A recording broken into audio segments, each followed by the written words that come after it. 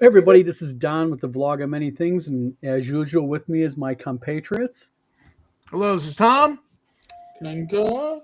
And Steve, hope everyone's doing really good, gentlemen. How are you guys doing tonight? doing We're good. kind of like the Four Musketeers, aren't we? Pretty much. I, Woohoo! I RPG want to be Grandma, D'Artagnan. thank you very much. I don't even know the name of the Musketeers. Athos, Porthos, and Aramis. Yeah. I had no idea. I'll be one of the fat ones, okay? I'll be portly. There you go. But that reminds me, they had the Three Musketeer movie from I think like the early to mid '80s, and I can't remember. It was the one that had I think wasn't Vincent Price. I was trying to think of what his name is. He played the Cardinal, but anyways, the best line in the whole movie was when the one Musketeer comes in and joins in the fight, and they're like, "Where were you?" And he says, "I was killing something ugly." And I about fell out of my chair when I heard that. That was an early one. I think I know the one you're talking about. Yeah. Gotcha. Yeah. Well, I can't all pull kinds it of up. stuff I to had talk the about actor's tonight. name. Three Musketeers tonight. Yeah. Anything before we get into the core of everything? Anything new in gaming news that we want to cover? Microsoft's raising prices on their Xbox. Ooh. Ooh. That's due to import. That's due to the tariffs, though, that don't exist by a lot of people's standards, and it's just excuses by Nintendo Kickstarters Switch and game isn't. companies to Yeah, rip their customers Nintendo off. Switch isn't releasing in the U.S. because of tariffs. Mm-hmm. The Switch 2.0. Yeah, Uh, I saw another vlog by a U.S. based game supplier whose Kickstarter was funded and fulfilled 3 years ago, claiming that all the Kickstarters claiming that's the Chinese tariffs delaying is full of shit, and that everyone's scamming gamers and using his excuse. And I made my comment on his post, and he blocked me. Oh, boo-hoo. He might need some more coverage from one of us. Yeah. Yeah. You know, the thing is so tariffs are now up to 178% now from China. It's coming down, right? Wasn't it like I don't know, infinity squared? There was something like that. I have a feeling just wait a while. They will come down. Well, people were saying that about a week after it happened. Well, Z already blinked on one of them. Yeah, there's been delays on aluminum and metal for the auto industry. I think it's really a negotiation dance. Well, what he's doing is he's giving exceptions, but it's only to big business. And well, I think originally, correct me if I'm wrong, didn't he originally say, "Look, if they're going to put tariffs on us, we're going to be reciprocal"? Is that not essentially what he did? Except No,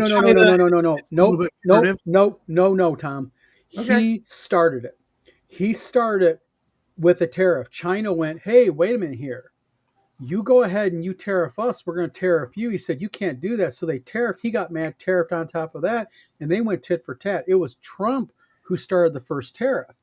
And the thing is, I'm wondering which one's going to blink first. Well, it's been China. You know what we need to do? All right, we need Chris Clark's Fuzzy Heroes. You get an Orange Man, and you get Winnie the Pooh, and you have them fight out in like Mortal Kombat, and then we'll see who wins. I think we do better yet. We take Donald Trump and President Xi. We strip them down to diapers, put them in a big middle of a thing, cover them with grease, and tell them fight until the last one standing. But didn't they just do that with some computer simulation with 100,000 humans versus 10,000 gorillas or some number like that? Yeah. And the gorillas won. Yeah, but the problem with these tariffs is they're real. And they are seriously impacting a lot of small game companies. If your stuff hits the dock when the tariff has to get paid, and that's why I said delay ordering it until something settles here. If you don't, like, for instance, we were discussing that game, the Kickstarter funded 3 years ago, and he's saying, "Oh, the tariffs have killed us, and we can't honor the fulfillment." Well, if you haven't ordered from China, then don't order. Just explain it and delay it. I would rather have the game delayed than not have the game at all, honestly. That would to me that would be fair. Well, the problem that you run into here, though, is there was no reason to do the tariffs. You know, we have trade treaties with these countries. We have trade agreements. Mm-hmm. And essentially, like with Canada, the United States violated their trade treaty, their trade agreement, like with Canada and such. And, you know, I get the concept of it. You know, some of these trade agreements are a little bit lopsided. Some are very much lopsided. But when you enter into a treaty with a foreign country and then you violate those treaties en masse, the problem that you have is you reduce the confidence in those countries to deal with the United States of America in a broader sense, because we're not trustworthy enough. That affects everything from the value of the U.S. dollar, because now the next thing is, are they going to start defuncting on their debt, on their loans, which Trump has said, maybe we should just stop paying our loans. And when you do things like that, words by me, you, Eric, and Steve, they just kind of go blip and it's gone. But the president of the United States saying those things has a massive ripple effect, whether they're done or not. Sure. And it's this type of rhetoric that's just really hurting everything. LD Antioch says, no, Trump defined trade deficits as tariffs, which they decidedly are not. That's not what words mean.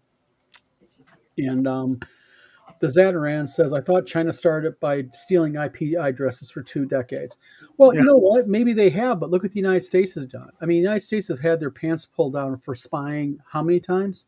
That's what countries do. We spy on our allies, they spy on us. That's normal. Right, but China does spy for more commercial reasons than the U.S. does. Yes. and that's been going on for decades. Yes. I'm sure Russia would do the same, but they're just not competent enough at building shit. Yeah. That China is. And the core issue to me with the tariffs is, I mean, and probably shouldn't stay on this too long because it's kind of a boring subject. Everybody's been beating the ground, but there is a bad effect here. No matter whether you are pro-Trump or anti-Trump, take all that aside, the tariffs have hurt thousands, if not tens of thousands, of small U.S. businesses, and that's a fact. And anytime a presidential decision nails small business, that's a bad decision, because people talk about, well, it's not affecting now larger companies. That's right, because they're getting exemptions to the tariffs.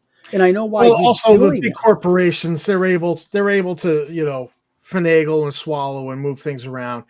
Yeah. Big corporations will stay afloat. They're not going to be hurt. They're not going to be hurt that bad by this. Yeah, but that's just the whole point. But who's being hurt and who are closing down, who are shutting their doors, are small businesses. Yeah. And my point about that game designer with that, they funded 3 years ago, and now they're claiming, well, the tariffs have killed everything, and we're not gonna fulfill the Kickstarter. To me, that's disingenuous. If you haven't, and again, if he ordered it and it came to the dock and they could not pay the tariffs and it was destroyed by customs, then all right, that I get. But if he hasn't ordered it yet, then don't claim the tariffs killed your business. Oh, absolutely. That's a big difference. Delay or find a U.S. printer. Find a U.S. printer to print it. Wizard Tower has a lot of manufacturing capability, I've heard. But you have to understand the issue is, the issue also is with manufacturing, because the problem with U.S. paper mills is U.S. paper mills deal in paper in a different way. There's 2 ways you buy paper from a mill. You buy paper, what they call roll stock, large rolls like newspapers. Do you ever see those gigantic, like 8-foot, wide rolls? Then you what they call flat plate or flat stock or pallet stock.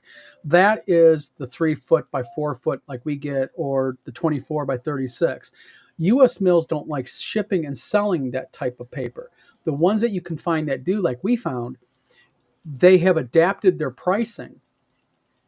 So you're paying, when you look at what you pay for China, including shipping, and what you pay now for flat stock in the United States, happily, they've reduced their prices a little bit. You're still paying more, but at least it's a reliable resource that you can now tap. Right. But before the tariffs, they weren't doing that. They were not offering any type of flat or pallet stock.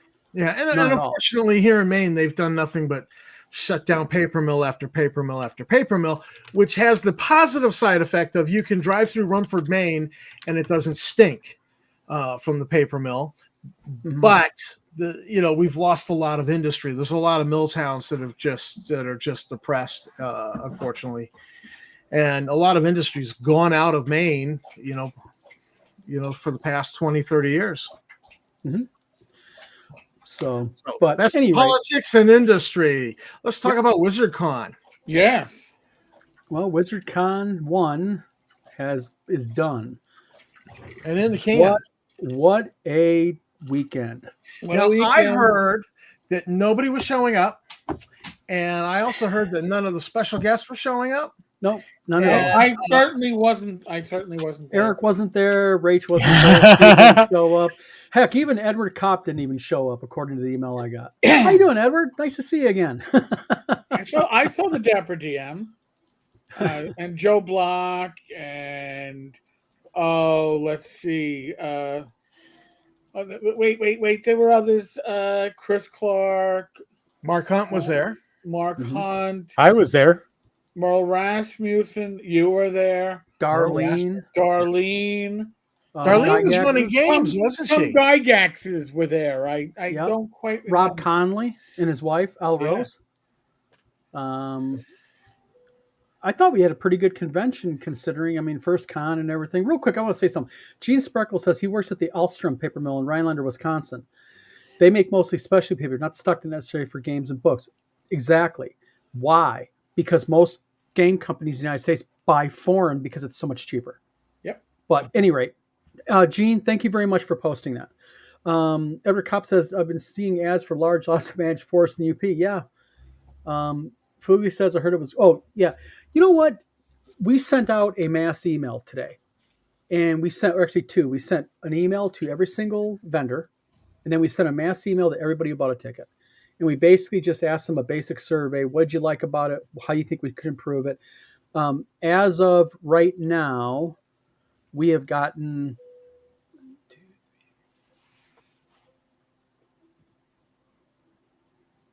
26 responses.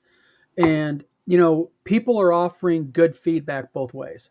And Nice. That's what we're doing. We want to basically, really take it serious.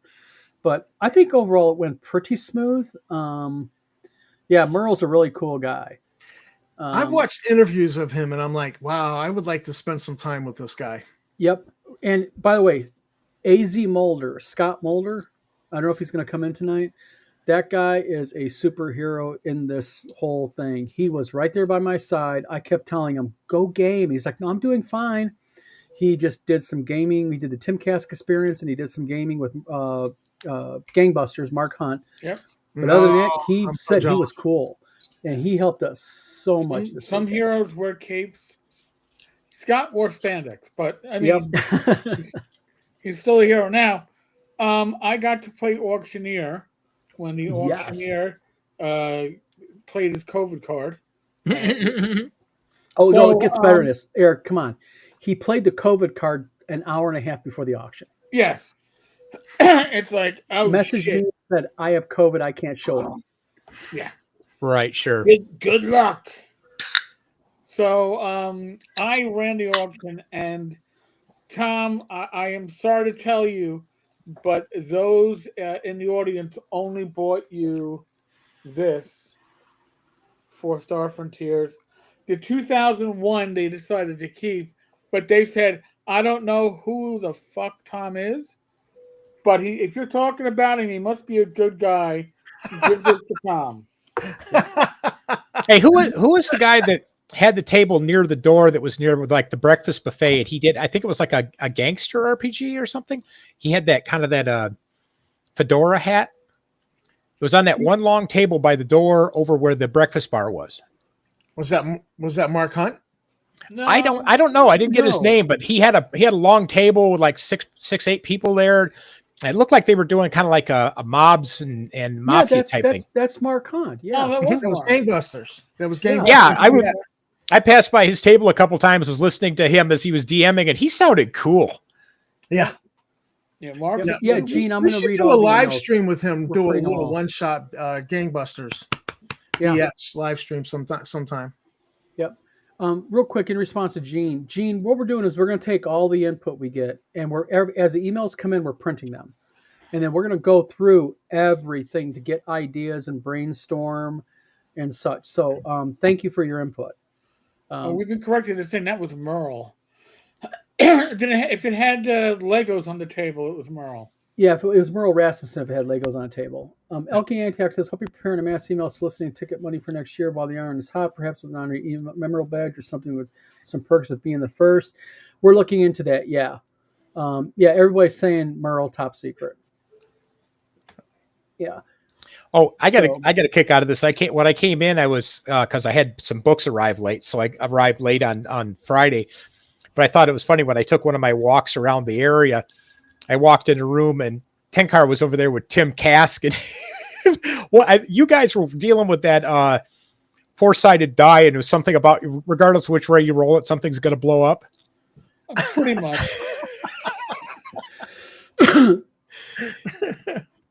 I am so Condors sad I low. did not make this con. You know what?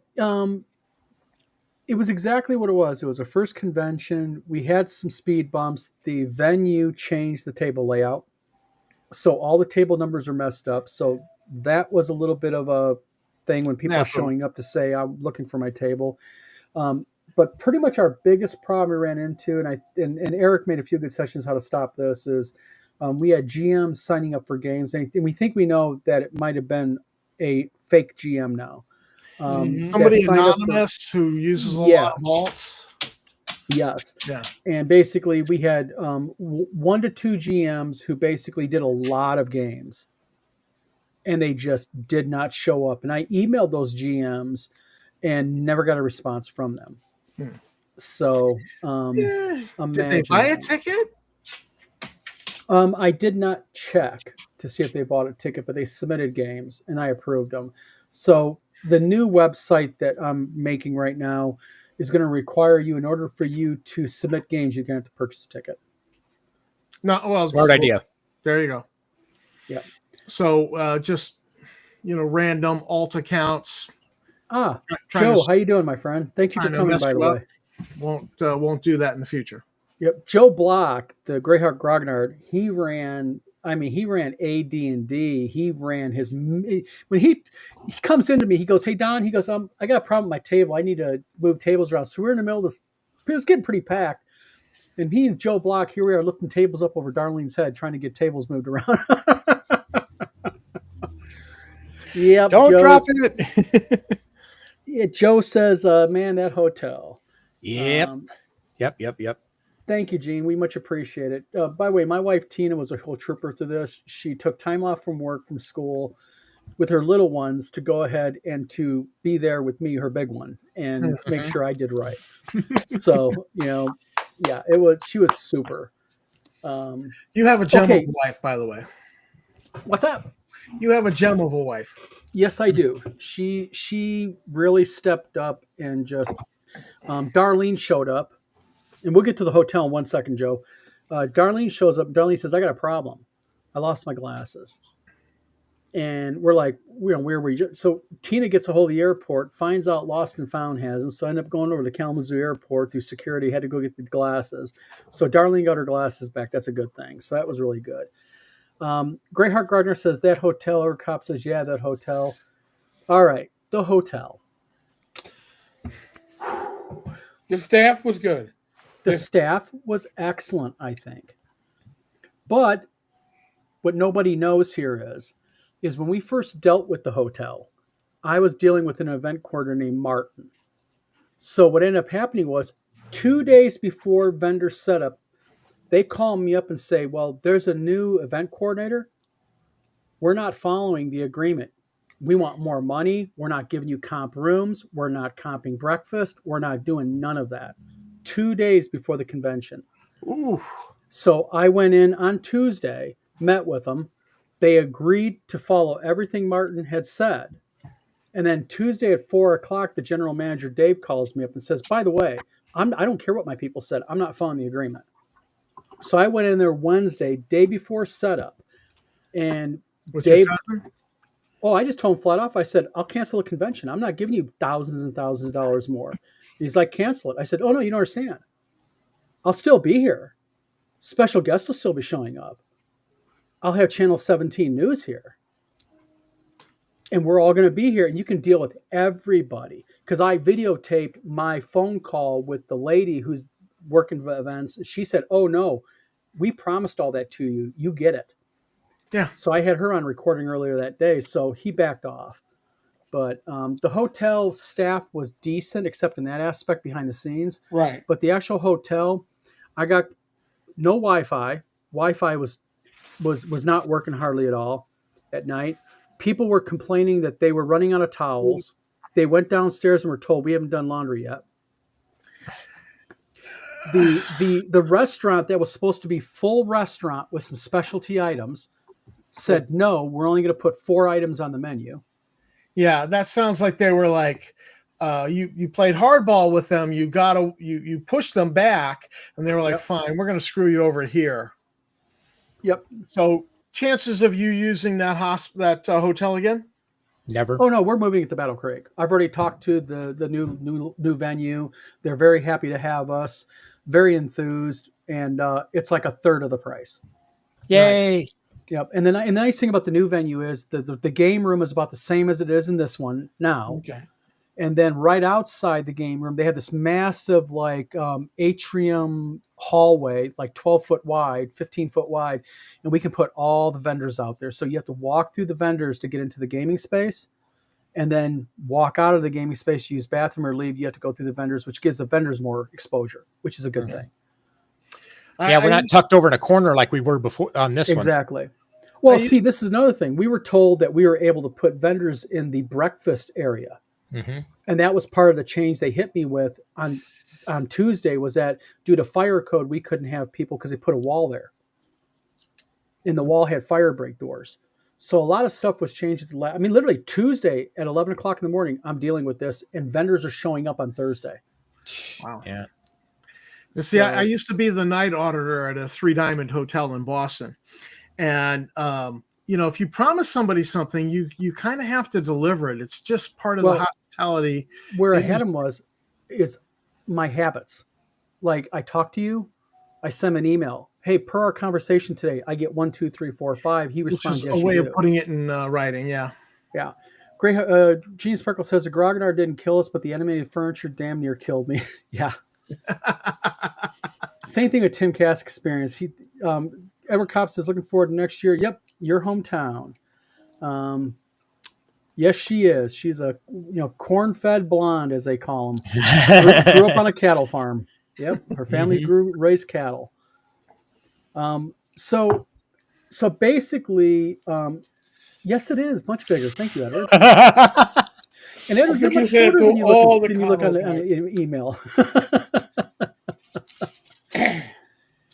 They wouldn't put on the patio yet. But the thing is it went well overall. I think we got some overall positive feedback.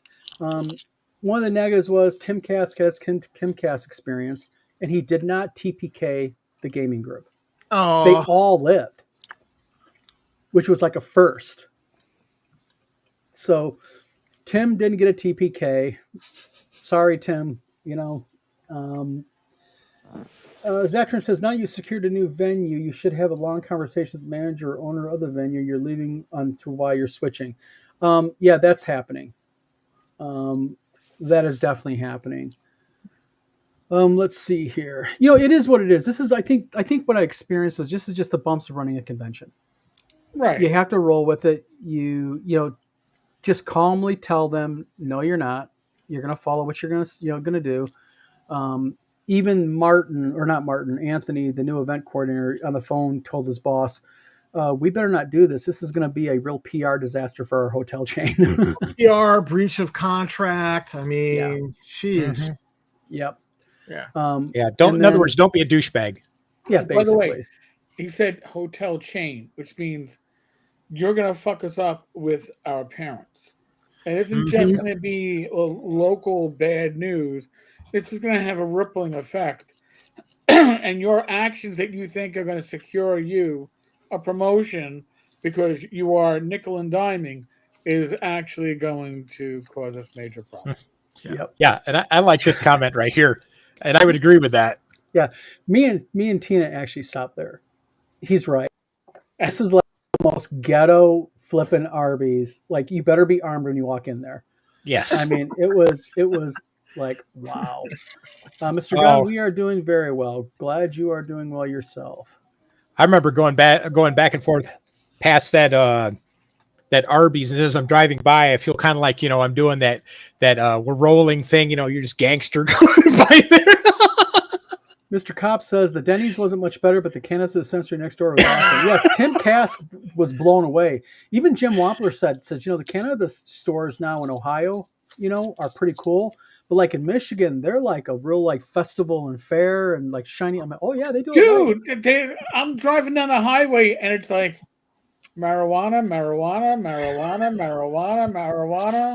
Mm-hmm. Lawyer. how it is here, marijuana. Yes. Or you could even go into the UP into some middle of nowhere town and look, a pot shop. Yeah.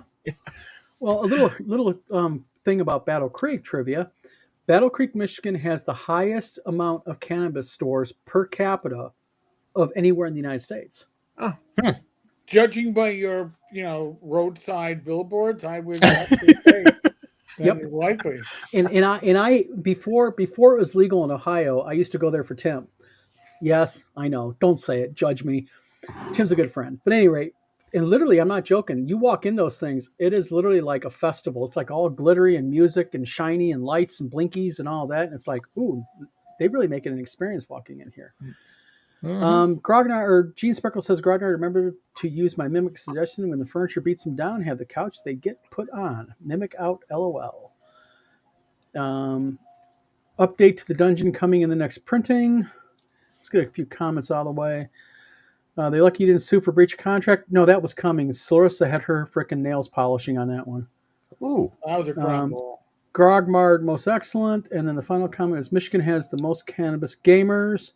And then finally, Zatron says, would you say Michigan has a largish population of OSR gamers? It's, I don't know. In Kalamazoo, where the convention was held, there's only like 2 game stores that are anything true game like. There was a third one that closed down last summer. And really it's 5e when you go in. I mean, with most game stores, it's 5e. They push that and Magic. So, Magic the Gathering. They also used to give yogurt enemas at the Battle Creek Sanitarium, known as the Federal Center. Edward, I'll take your word on that. Never had a yogurt enema, okay? But if I had It's a Kellogg thing. A yogurt enema? Fun? Damn. Yeah, it was a Kellogg thing. Damn. Don't eat granola before. Yogurt enema. Is that an idea for the next game convention? All right, so when the DM doesn't show, My you question all is, do we get charge for yogurt that? Is enema. it like a ticket based? Is it just free? Or what do you do? Tom, you coming next year? Not for the yogurt enemas. Sorry, no. Come on, we'll use strawberry. Road to Wellville. But no, I think overall it went well, but I'm biased. And, I guess I'll have to defer to, all BS aside, what do you, Steve, you and Eric, you were there. What do you think? I had a great time. Oh, the convention was great. It was a hotel that sucked.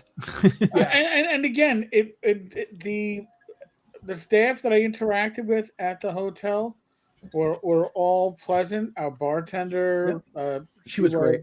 She was a Warhammer gamer, so I forgive her. But in any case, no, I mean the women and the guy as part of the breakfast, they were fine. But you also got a feeling that we didn't quite fit what their expectations were. Now, that being said, the actual attendees, everybody I spoke to, who some of them drove as far as I did, which, by the way, it was a drive, and you can't see it in this video, but I have a heating pad on my back. Rach tried to kill me on the drive home on Sunday. I haven't mentioned that story. Did you By let the her way, drive? You let her Well, drive? I drove. Yeah. So here's the Okay. thing. Rach loved the mattress at the con, nice and soft. I hated the mattress, nice and soft. So when I got up Sunday morning, I went, "Ooh, I got a twinge. I can get through that. Not a big deal." And I did until the first rest stop when Rach didn't see a dip in the parking lot, Ooh. tripped, did that. I will continue to fall. Grabbed my arm to keep from falling, and as she grabbed my arm to keep from falling, said to herself, "Ah, shit! If I hurt him, we don't get home." Well, needless to say, at that point, I went, "All right, I'm going to be doing the let's not move, just walk straight, and turn on that heated seat." So I've been using a lot of heat. Gotcha. So, but we survived the ride. The ride home was, by the way, was much easier than the 13 hours out there. It was only hmm I live streamed from it, by the way. If you go to Yeah. Rumble, you can see some live streaming from me on Sunday night when I was in the Poconos. So listen, I had a great time. Everybody Good. spoke to went to the bar every night, and everybody I spoke to at the bar was very excited about the con. They were talking about coming back the next year. They said it had a really great atmosphere. Good. Everybody was helpful and friendly. Nobody was an asshole. Yeah, that's And true. that was Well, Did anybody see the one waitress that was delivering the food that was ordered? that was the bartender. She's Oh, that- running with like her head cut off, trying to get food around to people. Yeah, so she had like that green kilt type skirt. yes on Saturday. Yes. Yes. Oh, I thought that was so funny because the first time she walked in the room, looking like, okay, I got an order here. You all of a sudden see a bunch of the guys over here going, "How do I order food?" I was just like, okay. Well, real quick, Mark Hunt down below. This guy right here, Mark, Gangbusters guy. Mm-hmm. This guy really put on some games. I mean, Mark, thank you, by the way. Thank you very much. I mean, I don't know how many games he ran of Gangbusters, and they were all full. Always. Yep. Mm-hmm. So, hey, come on, Mr. Gunn, if you want to volunteer, maybe do a paper review. I don't know. I'm all up for ideas how to get more people showing up. Let's see Edward, here. going home, I did stop in the Poconos at my parents' place. I cut like 2 hours off. I got there in daylight. Okay, made a difference. Thank you, Eric. Thank you, Edward, by the way. Much appreciated. Okay, good. Glad you made it home, RPG Grandma. Yeah, she really did really well because she was kind of acting as the waitress. And this is another thing that makes me a little pissed off about the whole venue, because what the venue was supposed to do was they were supposed to have the full menu, Mm-hmm. and then what they were going to do is they were going to have almost like a Five Guys system where what would happen is you would get an order number that neatly bag your order, then call over the PA, which, by the way, the entire PA system was down. Their IT system was down. On Saturday, I'm up front trying to get the inside monitor to when's it coming on, and we lost our chance to have Sigourney Weaver live stream in there, which pissed me off. So it was just a flop across the board because nothing in their communication internet thing worked, because even the Wi-Fi wouldn't work Right. at the time. Well, actually, having spoken with the bartender on, was it I guess on Friday, she was saying that Saturday and Sunday she was supposed to get help, but they didn't send any help on Saturday. Nope. Yeah. Yep. It sounds like the hotel management was setting you up to fail. They were. I think they got pissed off because I put my foot down with them. Yeah, I think they Mhm. stuck the knife in your back on purpose. Yeah. Yeah, you didn't bow to them and their extortion, so they decided to go screw you. Yeah. But at the end of the day, the convention went on. It worked. Right. No major disasters. They had good staff which is to their credit. They don't deserve it because the good staff certainly made up for a lot. Yes.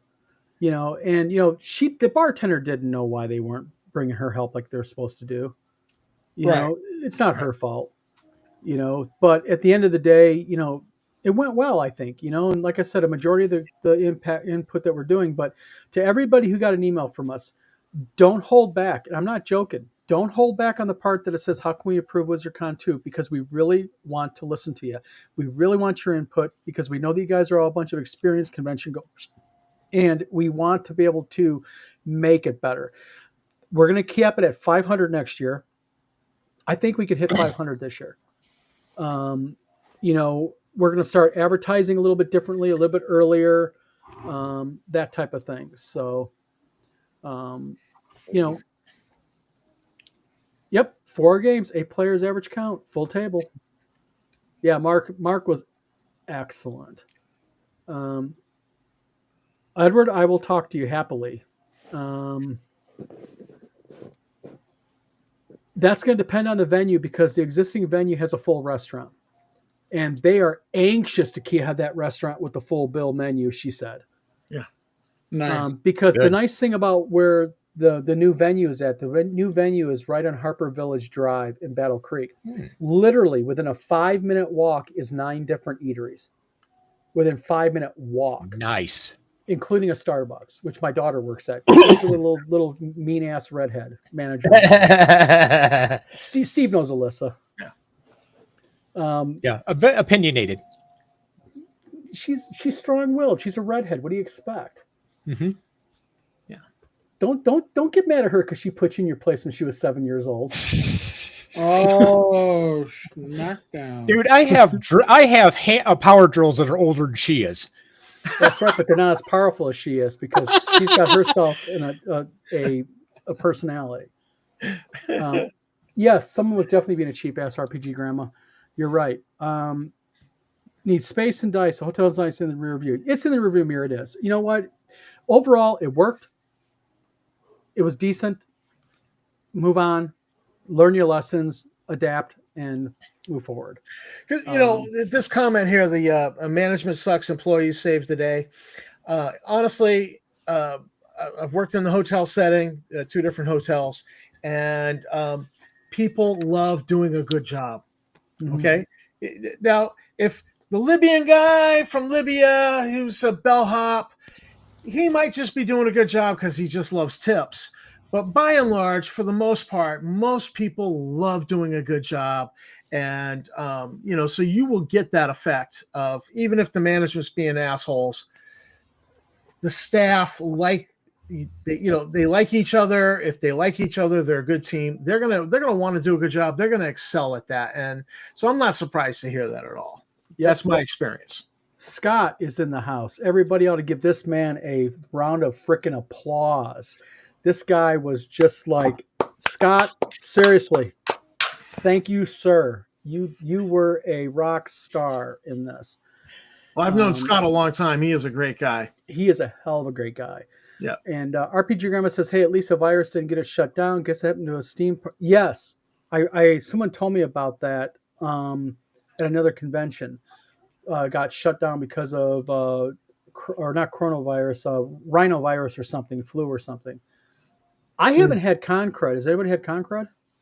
Not for this con, no. Yeah. I didn't go to the con. My wife. Oh, you just got a bum knee. No, I had surgery. My wife says, Steve, she will sap those nails at you. Yes, she will. My daughter is notorious. Both of them. They very pride their nails are natural, and they're long, and they're very well manicured. And Tiger Girl. Yeah, exactly. You're welcome, Mark. Crouching tiger, hidden yeah, nail. exactly. I have dice older than you are. Yeah, I still have my original Beckme dice. Tell you how old that is? Shit. Mm-hmm. Yeah. But so some ideas for WizardCon 2 that we're going to do, just let people know. We're going to have some, and I believe it was Eric that had this idea. Eric, talk about the theme tables that you were talking about for the different games types. Oh, so what I was thinking is, listen, we already expect that even without a, I don't know, semi mentally challenged a-hole trying to sabotage stuff, we're going to have GMs that flake. That happens. Okay, life steps in, kicks them in the nuts, whatever. you're going to have those situations. So the idea is, and it occurred to me on my drive back to the Poconos on Sunday. There was a lot of brainstorming, and part of that brainstorming was that I was approaching Blades and Arcana from the wrong perspective. I was thinking as a GM, I had to think of it as player facing, because players go and they want to play games. And honestly, I was happy to jump into any game, which is what I was doing at WizardCon, so long as the rules were approachable. And the player-facing rules got to be approachable. So, say you're there to play, I don't know, Star Frontiers. What? Speakeasy room. There. Oh well. But say you're there to play Star Frontiers and your GM flakes. Well, I don't know Star Frontiers well enough to run it, but if I have a simple sci-fi rule set that can be presented to a player with, I don't know, a 2-page folder that they can look at and have all they need, and they know the system, and you can run something, and they're going to get their science fiction and have something ready for fantasy, have something ready for horror, and that way, hey, somebody flaked. Well, who's available to run a game? Yeah, It's simple scenario. The rules are OSR common, I guess we could say, and you run it from that. And I said that makes it so that it's harder to sabotage, screw up. You can players are happy when they have a game. Okay, we saw that at the con. Though even those that were getting canceled out because somebody signed up to run games and had no intention of showing up, they were just happy to get into a game. Yeah. So let's have a way to make it easier for people to get into games. And I think that's something Edward Kopp does a lot, tries to get a lot of this stuff organized for conventions. I may bounce some of these ideas off him because I think some of this might be usable across the board. But in any case, yeah. Excuse me. no more hookers and blow. That's a that's Gary Con. Mr. Well- Gunn. Who let Mr. Gunn in the room? I never mentioned the name of the con. It's not Gary Con. That's right. I will say one thing that was really interesting. I was told a story that I guess Luke Gygax up in his suite runs $2,000 a person specialty games, and they're full. Dang. Do you remember? I don't know who the couple were. They were awesome. She was a short lady with a really tall guy, and she had the Gygax. Oh, I know who jersey. you're talking about. I didn't know her name. She wanted to drag me into a Yeah. second Tim Cass game. I'm Yeah, like, she was telling me about the $2,000 a game custom games in Luke's suite upstairs. I guess that's where the high rollers go. You know, Vince Vaughn and you know, Wasn't Ernie charging like $900 a person for him to run a game, but nobody really showed up for that? I don't know what he was charging there, but I know like at Giant Lands, I think he was charging when he was alive like 120 a person or something. It was 100 and something a person the game, you know. But you know, I think with that, you know, you got the entire Ernie game, the big game, plus Donna from the images I seen kind of fed him pretty well. You know, Right. drinks and everything came with it. So, I mean, and you know, regardless of Ernie and his history, what you think of him, you know, everybody that played his game at Dragonlance seemed to really enjoy it. Sure. You know, I- so it would certainly have been a bucket list. Yeah. if nothing else. you know, Edward Kopp says always hookers and below. So yeah, making the money $2,000 ahead. Jeez. I will reserve my opinion on that. As now an I don't official think it convention even costs organizer, I have to be careful. I don't think it costs that much to that woman who owns Gary's house there in Lake Geneva, that she occasionally opens the house up to be used for a D&D game. I don't even think it costs that much. No. And I think because you pay $2,000, because like I said, you play with like, you know, Vincent Manganiello, whatever his name is, and Vince Vaughn. It's like all the high fancy, you know, rock stars. Yeah. But still, you figure, you know, you get 7-8 people, that's $14,000. For a game. Yeah. That you're making. Not too bad. Elkiantia says, did you require GMs to provide copies of the modules and rule sets they intend to run? That might be more work than the fake GMs are willing to do. It's really, I think it's hard to do that because it's logistics of saying how are they going to get it to you. You know, because let's face it, if they're playing AD, like Joe Block, Greyhawk Grognard, is playing AD&D, his own custom game, what's he going to supply me? Well, he might You be know? tweaking it right up to the last minute anyway. Yeah. Right. And a lot of these are custom adventures to begin with. But we think we know why these two GMs did not show up. Because they maxed out games, and I don't think they ever intended to show up. I think they actually were an individual, oh, hell, man, probably growing tomatoes these days. I don't know. At any rate, let's see. You got to have gold-plated dice for that They price were game. they were basically anonymous, I think. They were anonymous, yeah. Pretty much. Anonymous. You gotta get sound effects on this show. You know, play some music in the background. Hey, Eric, I had an idea for you for like a convention game. I was on Thingiverse, which is a website where you can get STL files for 3D printing. Yep. Right. And I came across they were 3D prints of minions, and I was just thinking, oh, Tenkar's Tavern minions, you know, like that tavern brawl fight that they do at ShireCon on the last day, or you know, in the evening. You know what I'm talking about? Yeah, I know. I was just thinking, Tom. I gotta grab these because you know on Thingiverse they're free. You just share your 3D prints, and I just thought, oh yeah, we gotta grab these for Eric. And the Greyhawk Grognard is willing to do private games for a 6-pack of Coors Light. Joe, I'll get you hooked up, my friend. How about a 12? I'll really take care of you. Take care of you. Diana, how you doing? We'll game for bourbon. We'll game for bourbon. Some folks freak out at full tables. That's true.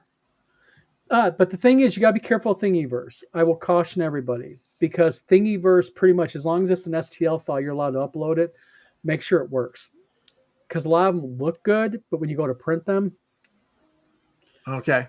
That's good to know. So, I've actually saved a bunch off of Thingiverse and not printed them. So I agree with you, Scott. I think the idea behind this is with the new site, what's going to happen. By the way, we're not using tabletop events. It's going to be custom made. What's going to go on the new site is when you submit an event, you're going to have to provide more definitive information on your game than what Thingiverse or what Thingiverse. Thanks, Tom. Well, won't you have your IP, their computer IP number? Well, this is the problem: is going through tabletop events. I imagine they record it, but the new site will record IP, and it'll record IP and MAC address, probably IP definitely. So, and I know certain IPs to watch out for. So, and I can actually put a tag in there. We can flag it. So if that IP comes, it's automatically flagged as suspect. Right. Yeah. Well, you can't get MAC addresses off of the internet. You can only get that off of the local network. Yeah. Yeah, you got to let the network. Good bourbon. Yeah, Scott. You know, still doing PT from the knee surgery. Yep. But things are getting better fast. Yeah, he's on a bicycle now. Uh-oh. My fat ass doesn't get on a bicycle without knee surgery. I'm gonna drag a bike out of the shed and fix it up, and it's pink. It belonged to one of the girls, but Gene has a pretty good idea. Also, what we're talking about doing is having a section of the convention with tables that are themed, like a BECME table, a BX table, a Gangbusters table, a Boot Hill table, and try to draw people in. Plus, bringing a laptop and a printer. And along with that, having spare player character record sheets for people to get for free if they need to grab a couple for a game. So if a GM forgets their AD&D record sheets and such, or maybe have like a small stack of pre-gens for each genre. So if someone's looking for some pre-gens, those are just some ideas we're having. It blew my mind they had 50. Yeah, you don't have 15 packs there? Boy, you guys are savages wherever you're from. New Jersey. Well, you get 15 packs in the Poconos because it's the max you can buy. So the way the math is, you can buy a 15 pack, but not a 24 pack. Wait a minute. You guys got minimum? You guys got maximums? Oh yeah, Pennsylvania does. Heck, in Michigan, you go say I need 600 cans of beer. They'll go, there's the cooler. Grab a cart. if you want to get it, see, if you go to a beer distributor, you can buy what you want. But if you want to buy it, and used to be you could only buy it at the beer distributor. Now you can buy it at any supermarket that serves hot food. By the way, they tell you do not buy the hot food. Okay, they tell you that they're only selling it so they can sell the beer and wine, but the beer and wine is limited to, I don't know what it is, 172 ounces or whatever that. Oh, you guys got different laws in Michigan. Michigan has no caps. In Yeah. fact, it used to be in Michigan you couldn't buy alcohol on Sundays, but now they don't give a shit. Yeah. Evercop says, write 2-hour introductory adventures for new players. Actually, what we're going to have is we're going to have a con adventure. We're going to have a themed convention module. ShireCon does this. Mass Confusion back in the 80s had a Star Frontiers module that felt like it was written by somebody who knew Traveler, not Star Frontiers, but that's okay. It was a Star Frontiers adventure. And, so that's like a hot item on eBay, for collectors to grab those Mass Confusion modules if you can. But yeah, definitely you should do that. Yeah, Greyhawk Gardner says, if a DM forgets their AD&D character sheets, I feel attacked. Yeah. Michigan is full of drunks. Not really drunks now. It's a bunch of cannabis enthusiasts. Yeah, we're not raging drunks. We're just the groovy people. The munchies, man. They got Cannabis lots of munchies. enthusiasts. That's a good way to Not put my it. thing, I have to admit. My doctor tried to prescribe cannabis to me, and I surprised her when I told her I didn't want the prescription. She was like, "Are you sure?" She had this literally. My oncologist at the time really looked at me and literally went, "Huh? Like, seriously? You sure?" I'm like, "No, I don't want it. I don't smoke it. I don't smoke it. Don't do gummies." So she finally got me to go and get gummies. I took gummies one time. Not my thing. I gave them to Tim. Didn't want them. Tim was like, "This is for amateurs. Amateurs, I say." Gene Spreckle says at the Grognard, shots fired. Yeah. TXG, how you doing? Hope you're doing good tonight. Edward Cop says you're missing the point. It's easier to get people to sit for a 2-hour intro instead of 4 hours. Well, yeah, exactly. I mean, the thing is, it's a nice thing to have for people who want a quick game. And I think it's a really good idea, Edward, that you're doing that. I think the convention module needs to be about a 2-hour module. I think, for example, in the Star Frontiers rulebook, there's a introductory adventure where you're looking for a crash ship. Very simple. There's not a lot to it. I tend to flesh it out a little bit more, but that would be ideal for just a 2-hour, little thing.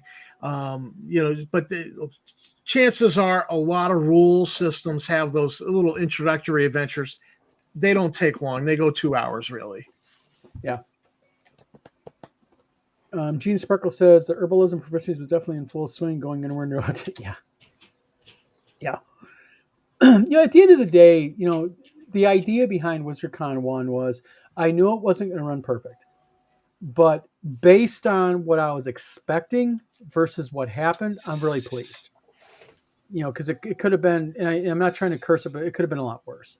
The hiccups that we had were minor in the scheme of things. Elk Antox says my GP, doctor, and specialist both told me to try cannabis. I didn't enjoy it. Just go to sleep. Yeah, the gummy just with me was just like, I didn't like the feeling the gummy gave me. Nothing. I mean, I'm not into it. Not my thing. I get how it helps, but no, I'll pass. Edward, the reason why there are 4-hour slots is that's what was considered a tournament slot. Yeah. Back in the day, so it was 4 hours. How far did you get? And you were scored. Yeah. And the idea was your team should get the highest score, win whatever prizes. And that's generally why the 4-hour slot is still considered standard. I tend to ask for 3 hours when I'm running stuff, but you're miles. Well, what we're going to be doing with the new website is going to be based upon what you're playing. If it's a board game, they're going to be 1-hour slots. And you can sign up for 2 slots, 3 slots if you need them, whatever, based on the board game type. If it's an RPG, they're going to be 3-hour slots. So the idea is based upon the game type. You can I might do 2-hour slots as an example for RPGs instead. That way people can go ahead and do a couple slots if they want to go more. Right. You know, but we want to make it more common sense than what tabletop events does. Plus, an incident with tabletop events was we were getting feedback for other cons like Phoenix Con and also Central New York RPG Con. Was getting like he was posting that people were getting errors trying to buy tickets. So, and we were getting real quick. Matthew Melman says Hotel Michigan must have been delighted to have people making up for the missing Canadians. Yeah, exactly. Scott Mulder, there's no bad actors, no destructive, no problems with people getting to a neighborhood, just happy gamers. Exactly. I mean, let's see, but I ran those tournaments. How far? Yeah. The biggest problem that we had the entire convention is we had an individual with a service dog. And the service dog growled at a couple people, and the location told me that I had to tell him to put a leash on the dog, and that was not a fun thing to do. But other than that, it went well. And then he was one of the first people who responded to my surveys and said, I'd love to come back a second time. So, I mean, hey, you know. Gene Speckle says, I agree, a 2-hour time sauce. I'm thinking Midnight Mothership, plenty of time to learn a game and kill players 2 times over. I was actually introduced to this awesomeness at WizardCon. Thank you, Gene. Much appreciated. And thank you for coming, by the way. RPG Grandma says, whenever I have been at a con with gaming, usually not as focused. 1, never had time to play. Know that folks are often bummed out they couldn't do something because of the length of the game. Yeah. Excuse me. Damn. But yeah, so overall, you know, we'll call WizardCon 1 a success. And WizardCon 2 is happening the 24th, 25th, and 26th of 2026 in Battle Creek, Michigan. Well, there you go. That was a question somebody asked earlier on. Now you got your weekend. I think that was Joe Block. There you go, Joe. And as note, just for people in general, WizardCon will always be the last weekend in April. It's just a safe weekend. Easter never's done the last weekend in April. And it's just a good weekend to have it. So, but wow, kicking an hour. So the dog was sweet, but when the dog wanders about 50 feet away from the owner across the gaming room, I don't know what service they're actually doing as a service dog at that point. Emotional support pet. I'm not saying that the person was abusing their service animal in that way, but there was certainly not the what? I'm just saying. I'm not saying a word about being mean to a dog. I won't say a word about being mean to your service dog. Yeah, I mean, if you have a service dog, that dog is supposed to be with you because it's doing whatever, emotional, detecting your high blood pressure, your blood sugar, your next seizure, not sniffing out where somebody's food is, you know, across a gaming room. Also, usually you don't smack your dog on the head and call it stupid. No, I just do that with my son, but he's 32. Yeah. That's the trend here in Maine is everybody gets a emotional support animal vest. Yeah. And they put it on their dog and then they claim it's a service dog. And you know, it's nothing of the thing. It's nothing of the thing in Michigan. In Michigan, legally, you can ask to see their service dog certification. The venue can require it. So the venue could have walked up to him anytime and said, that dog has a service dog vest. We want to see your service dog certification. That's what pretty much Scott is saying. Yeah, and I looked at the dog and I could tell that dog was not trained to be a service dog because the way he behaved is completely contradictory to their training. Right. Yep. And Scott, you have a very, very good idea, and that's going to go into the next set of rules. Service dog. Well, it wasn't so much to me. It wasn't the dog. I mean, the way the dog was treated pissed me off. Yep. Me and Scott, many, many times during the weekend, tried not to be judgmental. Did we not, Scott? I thought we did pretty good. Try to not be judgmental. I know it's his service dog. Maybe I don't hit my own dogs like that. Maybe I don't call my dog stupid and jackass and everything. But, you know, hey, it is what it is. Is it the goal to always keep the limit at 500 attendees, a smaller concept? Yes. I actually have been pretty adamant on that. I want to follow Bad Mike and Crew's North Texas RPG Con theme. I've just heard so many positive things about North Texas, and one of the biggest things I hear about it is because they're smaller, they're more intimate. Yep. I would say that's my experience at ShireCon. Eric could speak to that better, I'm sure. Yeah. And next time around, we should make sure that everybody who gets a ticket to the convention spams the vendor hall as much as possible. Well, the whole point is the vendor hall this time will be right outside the gaming space, so you'll be forced to go through the vendors Mhm. in order to get to the hall. Nice. So that's real quick. Edward Kopp says that guy was a special kind of dude. Yeah, he was. Anyone who abuses their animal like that, and I'm going to call it abuse, I'll just be a dick. Just because I love this comment. It's more of a disservice dog. Yeah. Hey, you described my childhood. That's not yes, most service dogs will stay on their owner's heel within at least what is it? Within like 2 feet. That's how they're trained. Yeah. Mhm. So, yeah. So Yes. we're now dissing an attendee for abusing his dog and abusing the service dog. Well, I'd like to abuse the attendee personally. The funny thing was, I actually was approached by several attendees and said, seriously? I mean, I'm not joking. At least 3 or 4 people came up to me privately and went, listen, either you're going to have to say something or I'm going to end up getting thrown out of the fucking convention. It's not cool at all. Yeah. I mean, he was just mean. But everyone to their own. Yep. We're not judgy. But Scott's going to bring the big rubber band next time, aren't you, Scott? The big rubber band. Yeah, walk in the game room with a fully automatic paintball gun. You should have a prize for this comment here. You should have a prize for people dressed as a wizard. Just Yeah, there was a bunch of them like that. Well, there was 3 guys who dressed up as wizards, and 2 of them like really went out of their way. Like every day, a different themed wizard. Mhm. I mean, it was like, Gene Spreckle was the necromancer. Yeah, Gene Spreckle was spot on. Hey, Gene, was it your buddy who dressed up as Gandalf on day 3? I think. I think having awards next time would be fun. Was he Also, that's a Gandalf good the Gray idea. or Gandalf the White? No, he was the gray. Well, technically, Tammy was Gandalf the White too, because Gandalf the White happened in Battle of the Right. 5 Armies. Really? Yeah, Gandalf the White doesn't show up till Two Towers. No.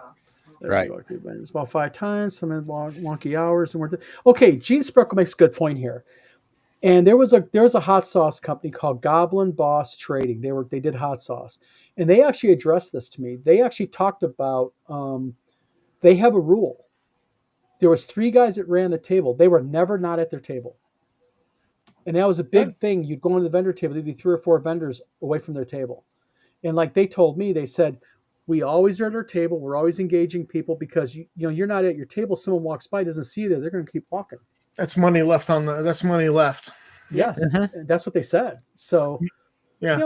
but we want them right outside the vendor hall. I want the vendors to do well. I want them to have a good weekend too. Folks, I got to blow out. You go Yep. to a convention. Eric, you're looking thank at you. money anyways. I had a great Eric? time, and yes, I'm using this a lot. That's right. The black swag bags. Yes. All right. folks. Eric, thanks for that module. I look forward to getting it in the mail. I appreciate that. Talk to you later, Eric. Wasn't he more entertaining? Wasn't he a vendor? He was a vendor, Joe. Yes. Yeah. In the main game room. The 2 wizards were great. Vendor scavenger hunt might be a cool idea too. Yeah, that's actually a really good idea. I mean, it's a really good idea. And then Flint Fire Forge says have Wizard Walk and give prizes. Well, what we're going to be doing next year is we're going to be giving. We already have agreement from the local Grand Rapids Joy Builders Club. They're going to be there next year. I talked to them today with their R2 units, their R5s, their R7s, and all that. So they're going to have a real interactive, cool thing with Star Wars droids. I think next year I'm going to be there with my studio scale Star Wars and Star Trek models, a display. that's more interactive for people to check it out and do. Steve knows about my prop making I do. Mhm. And I think also maybe do some awards next year. Yes. Do some awards. I think that'd be really cool. Now, I was just at which con did we just pop in at and saw Eric? That was Total Con, right? Right. Total Con. And all the vendors had little round two-its that they were like, I call them little round two-its. And, it just said like 10 points, 1 point, 5 points, 3 points.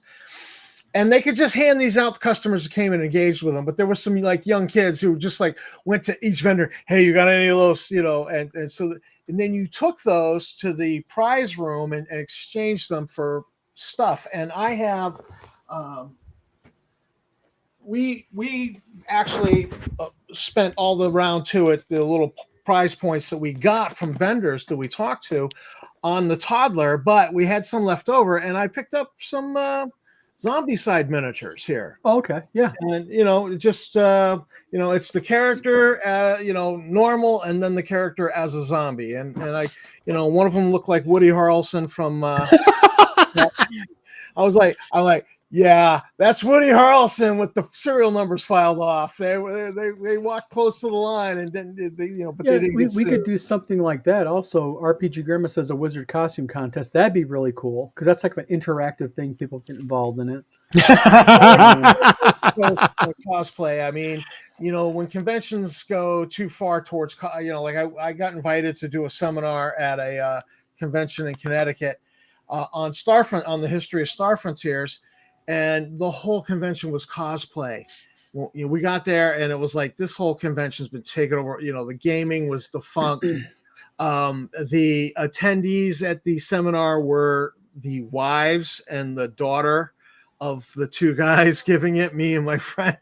But the thing is I think you have to look at the type of convention it is, though. Some conventions just draw cosplay more than others. Yeah. Where this is a core game convention, I think cosplaying is a cool derivative of it because even the few people who cosplayed really added something cool to the convention. And I think, like if you do an anime convention, you're asking for cosplay. Right. Mhm. But a game convention, I think you could, if you push it, still have enough cosplay to make it fun and interesting where it wouldn't overtake the convention. I really think that. I do like the idea of some sort of reward for people showing up dressed as a wizard. Yeah, I maybe think do a that's cool. contest or something, or a certificate. Something fun for them. Because didn't I see a picture of Darlene Artist running a game with a couple wizards at her table? It's possible. Yeah, Gene, were you guys and Jeff over at Darlene's playing Jasmine? Gene Sparkle said, I got a scavenger hunt idea in my email, the Spellbound Chase. Yeah, we got the emails. We're, like I said, we printing them off as we're getting them, and we're going to run with the suggestions. Greyhawks Gardner says, somebody does a lot of solo vending, sometimes unavoidable.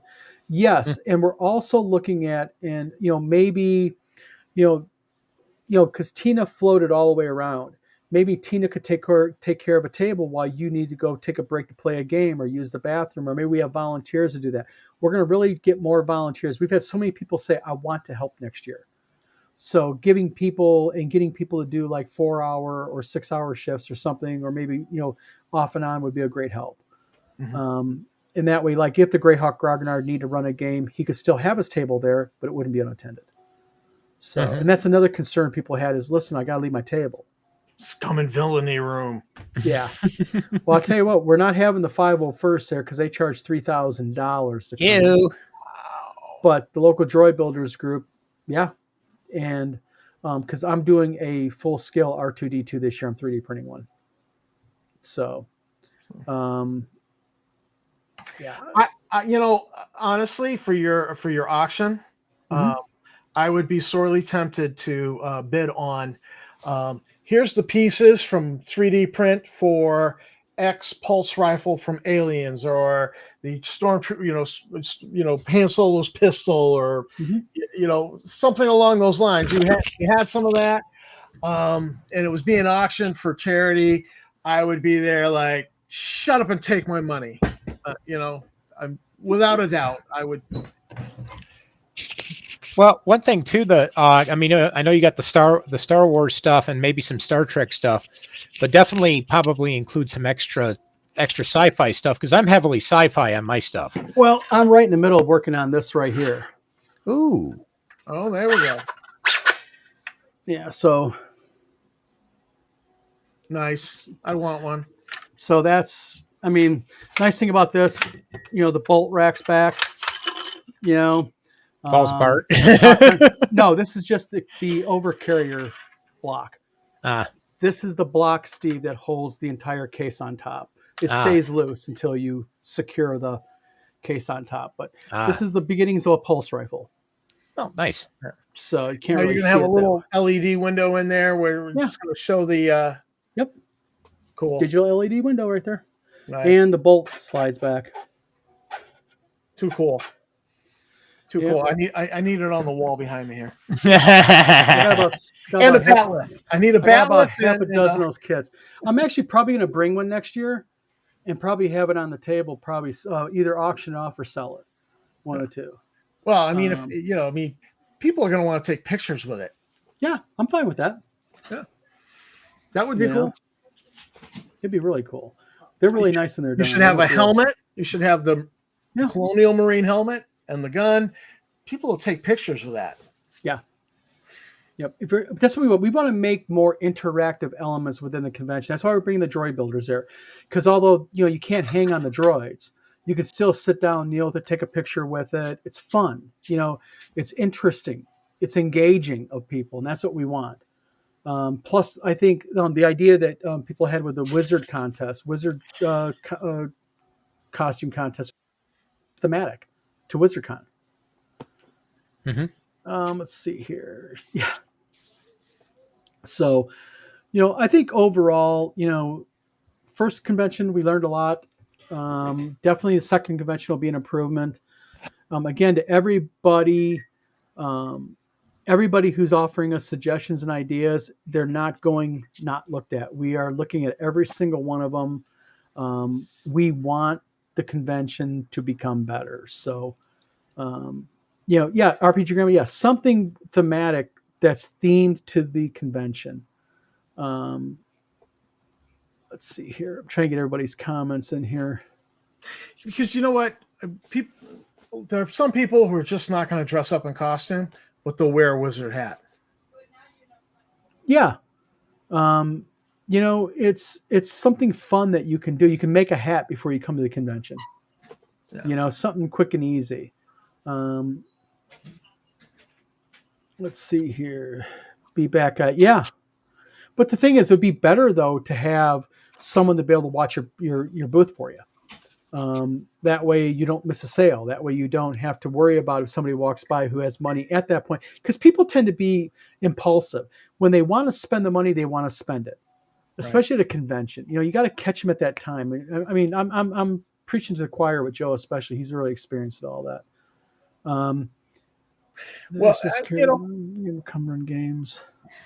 If you had small vendors, what if three people went in together on a table, so that's up to them. I mean, if they can do that if they want. Get a cool staff badge. No, the Aliens Pulse Rifle does not have Picatinny rails. These are movie, so they don't have them. I think the new version of Alien, the white rifles, the modified pulse rifles, have a Picatinny rail, but these do not. No. Edward Cop says, I'll be running sexy, sleazy swords and sci-fi OSR style machinations of the Space Princess. 10-card displayed a game today. Good deal. And then Gene Sparkle says, Scott, I have you, Don, and Tina as the founding members of the Obsidian Order. Ask Don to share my email with you. I will share your email. We will do that. Run the Aliens game also. Yes. And maybe have props at the table. That'd be pretty cool to do. Tina says, if I'm at the booth with the props, I could use a person or two to keep me company. Sounds like I'll be busy. Yeah, my wife knows my curse of my props. Mm-hmm. Matthew Melman says, I just wish we could put a current Star Wars time period to rest and jump forward a couple times. Amen. Let's not get on that, please. Nope. We're going to be another 2 hours on this video if we do that. RPG Grandma says, "LOL, cut out for face boards that people poke their heads and take photos. Yeah, it might be silly fun. I agree." And then photo op is a great idea. Yes, it's engaging to the convention goer. And then Gene Sparkle says, "Put my costume together for 6 months before the con." Yep, I'll tell you, I'm not joking. This guy looked the freaking part. I mean, I've seen cosplay in my time that I went, "Oh, that's pretty good." No, his cosplay was excellent. And he was the necromancer. Yes. Cool. And I mean, just right down to the details. When they came down on day one and they were both dressed up, I mean, they took me as by surprise when I first saw them because just their costumes were just so well done. All the little details were right there. Yeah, I think I got a picture of them because I remember there being a pair of wizards came wandering by the that diner or was whatever. Gene and his buddy. Edward Cobb says the character artist is a cool guy and will probably be back next year. Yes, he already emailed. Joe, thank you very much tonight. And by the way, Joe, again, from me, Tina, and Scott, thank you for coming. You know, you were great. So, all right. Well, it's been an hour and 16 minutes, gentlemen. Mm-hmm. So I think we should go. To everybody in comments, thank you for coming on tonight. We much appreciate it. Happy to. Yep. We got the, if you go to Facebook, please go to WizardCon's Facebook, like it and follow it, and you'll be able to get updates on it. Also, like and subscribe on the YouTube channel that you're currently on for the Vlog of Many Things, hopefully, and say hello. And what we will do is we will be back next week with who knows what. Yeah. Conversations with AI. Uh-oh. Yes. I had AI tell me, my bad. My bad. Oh, mine's been getting snarky at me lately.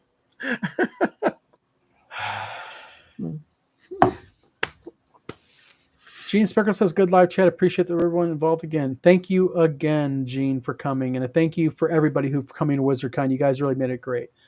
So, everybody, hope you have a good night. Have a good week. And I guess what we'll do is we'll see everybody next week.